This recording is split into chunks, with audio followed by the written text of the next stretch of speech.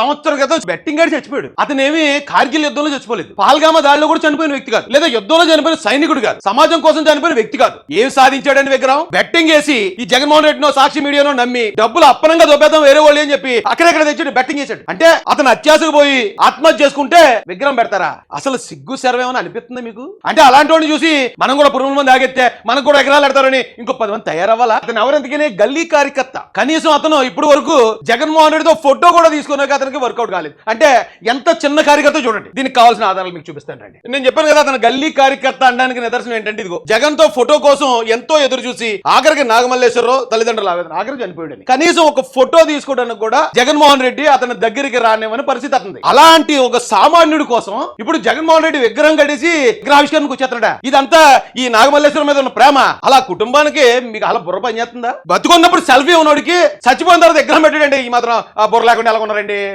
తల్లికి కూడెట్టినోడు పెంతలకి పొడిచి పెట్టాడట. నమ్ముతారా? అప్పులు ఎలా కట్టాలో తెలియని పరిస్థితుల్లో ఆ నాగమల్లేశ్వరరావు ఆత్మహత్య చేసుకున్నాడు. ఈ రోజు ఈ పెద్ద ఆయన వచ్చి సంవత్సరం తర్వాత ఈ దేశం కోసం ఏదో ప్రాణాలు అర్పించినట్టు అతనికి విగ్రహం పెట్టి ఏమంటాడో సార్ వినండి. నాకు ఒకే ఒక కోరిక, నా బిడ్డ విగ్రహావిష్కరణకి వస్తున్నటువంటి నా చుట్టాలు కానివ్వండి, నా పార్టీ కార్యకర్తలు కానివ్వండి, దాదాపుగా ఒక 30,000 మందికి నేను ఇన్విటేషన్ చెప్పుకున్నాను. ఎందుకే ఆ చనిపోయిన వ్యక్తి ఎవరు? ఒక వార్డు మెంబర్. ఆ వార్డులో 250 మంది ఉంటారు. ఇతనికి ఎక్కడి నుంచి 30,000 మంది వచ్చేస్తున్నారు?